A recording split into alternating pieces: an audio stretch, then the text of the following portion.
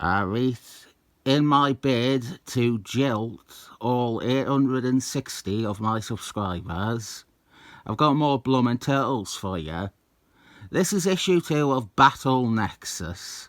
The TMNT Secret Worlds, the TMNT Convergences, the TMNT Conquest of Champagne. This issue has Leonardo battling the original Shredder, the one from the Mirage comics. And we start with some backstory explaining how our main villain, Savanti Romero, wound up in this position where he is now orchestrating a series of competitions involving the Teenage Mutant Ninja Turtles and some of their greatest enemies. If you want to know more about Savanti Romero or the plot or the creative team of this series, head on over to my review of issue 1. So now we have Leonardo, and he is challenging this version of Shredder. And here is where my first actual complaint comes in. The artist for this issue, Ben Bishop, each issue is drawn by a different artist. He is just drawn Shredder, and they are colouring him grayscale. I don't feel like this is capturing the aesthetic of those first comics at all. I think the variant cover to issue 1, the Matthias Santaluku variant, that did a better job. For starters, it's like pristine white, rather than the beige and the greys in this. But moreover, it's the toning. The toning was very important to those ad TMNT comics. And also on that variant, they applied a newsprint dot effect, half-tone dots, to Shredder. There was also a Saturday Morning Adventures issue, which I think directly inspired the development of Battle Nexus. Mr. Ogg had the Turtles fight a team made up of different versions of them. They did the Mirage Raphael in that. They actually managed to adapt all the different Turtles in a way where they looked different to the main characters. They maintained their individual styles. And when it came to that Raphael, it did look like it came from those comics. It wasn't just Raphael in grayscale. It looked how Kevin Eastman used to draw Raphael. With my criticism of how Shredder is drawn out of the way, he is written on point. This is a good fight sequence too. Original Shredder is more ruthless than the Shredder that they are used to dealing with. This Shredder is maybe a weaker character, but he's a stronger fighter and villain. The panel bottom left on this page, that's a good example of what I mean about it being grayscale Shredder instead of Mirage Shredder. That face doesn't really look any different to how Renette or any human would be shown, except in its colours. What happens here though is OG Shredder beats Leonardo, and worse, OG Shredder kills Leonardo. He runs Leonardo through with his katana. We don't get to see that, which, I don't know, it feels a bit of a cheat. That is a splash image, if there ever needed to be one. Leonardo being impaled by Shredder. As I said though, the original Shredder was pretty fucking badass. An interesting thing is to think that Shredder, he was introduced in the first issue, and he also died in that first issue. He died after his first fight with the Turtles.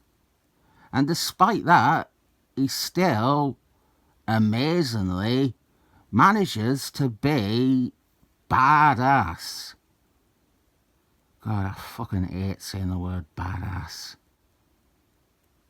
They, of course, brought him back, and once he was back, he was unstoppable. He beat the shit out of Leonardo. God, this guy really has it out for Leo. He then forced the Turtles to flee and hide out in New Hampshire. Then there was like a bunch of Shredder clones. I don't know that much about that. I've only got one issue of it in, I think it was a Best of Shredder one-shot.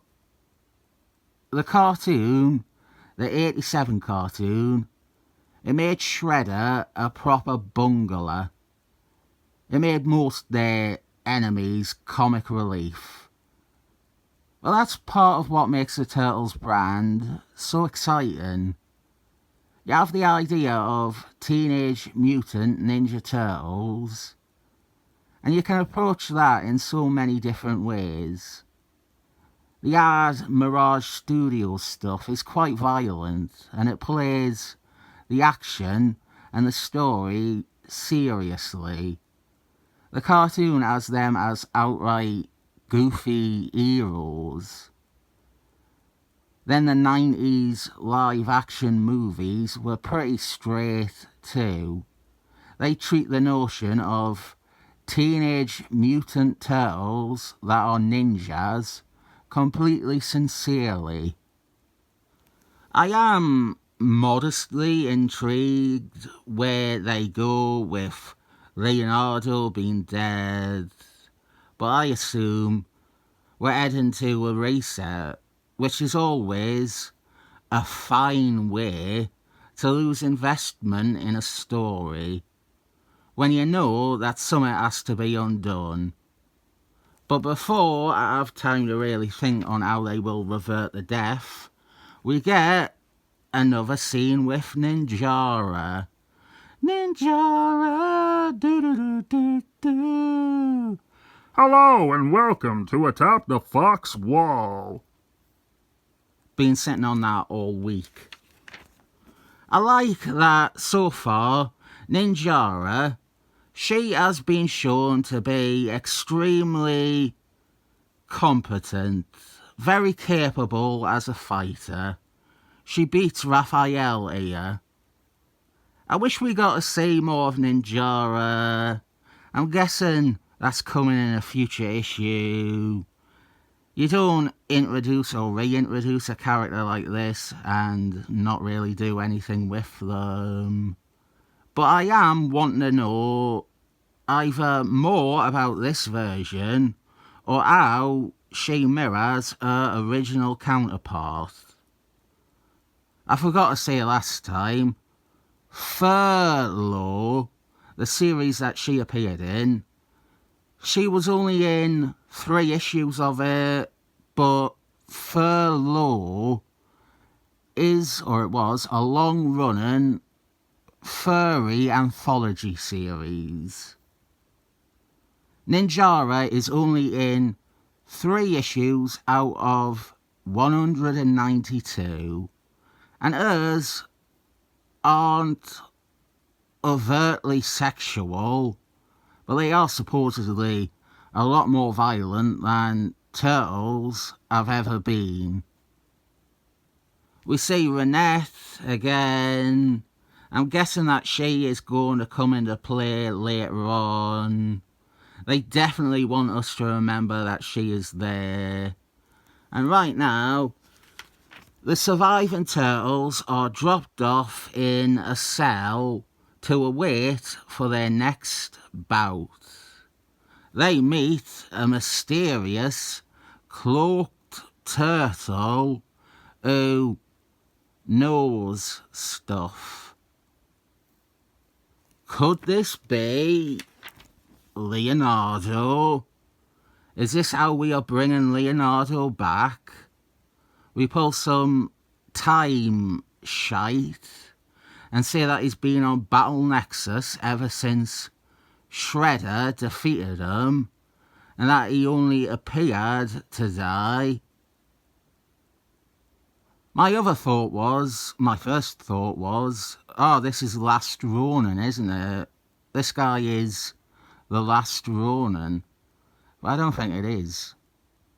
Whoever it is meant to be a mystery. And so Leonardo, which is like the outstanding plot point, he seems the most obvious candidate.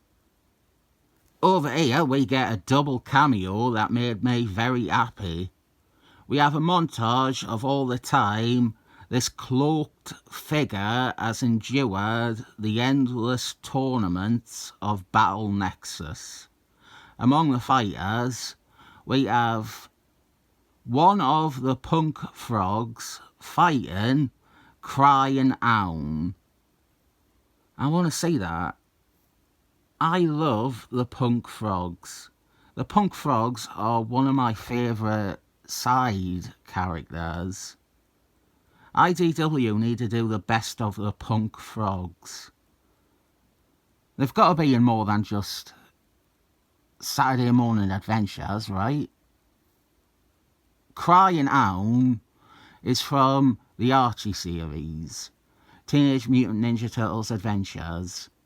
He was part of Stump Wrestling. I have reviewed that classic issue, and it's really satisfying to see not just Ninjara, but more Adventures characters pop up here. Wingnut and Screwloose are there as well.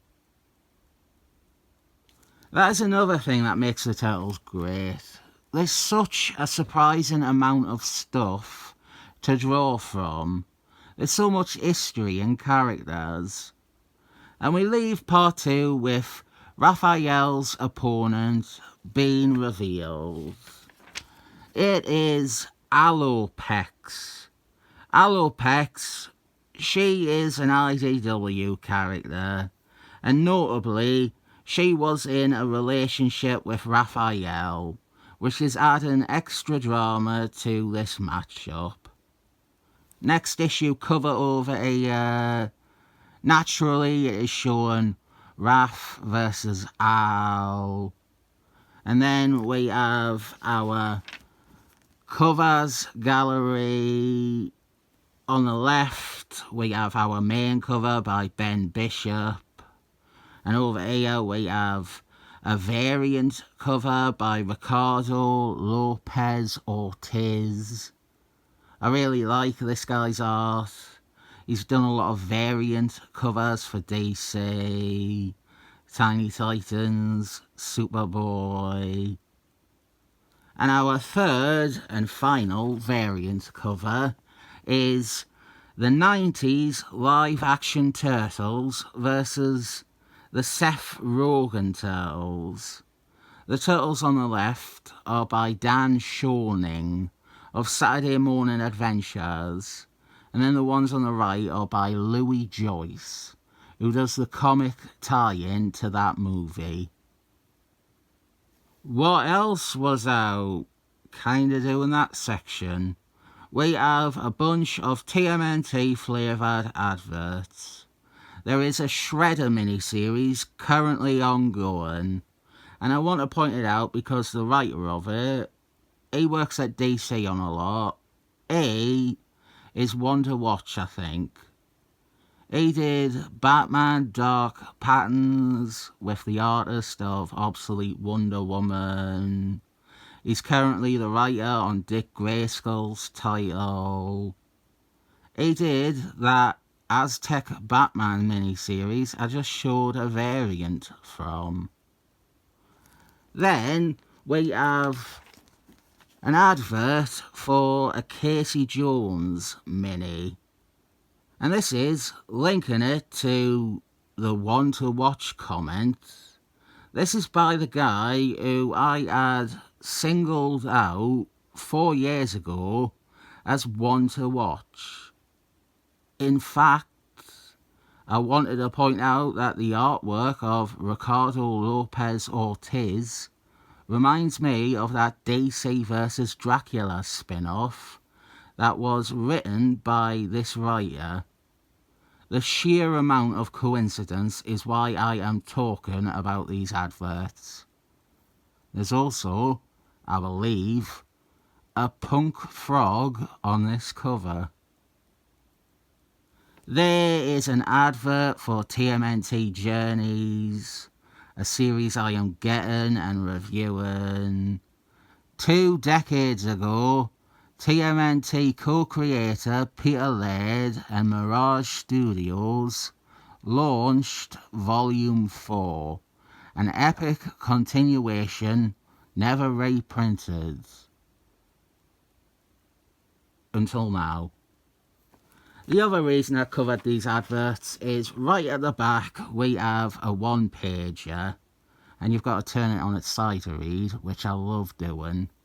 This is by Erik, Burnham and Sarah Myer, both also of Saturday Morning Adventures. Mr. Ogg has the 2 versions of TMNT from that variant cover battle. You will all be very happy to know that the 1990 live action ones win against the Seth Rogen ones. Good going, Corey Feldman. I think the biggest thing going against Battle Nexus is that it could be so much more. I think that a lot of people reading this are thinking of their own ideas for what this could or should have done. And all those stories would probably be more obviously exciting. But I am in for this. Let's see where it goes. I'll give it 7 thumbs up.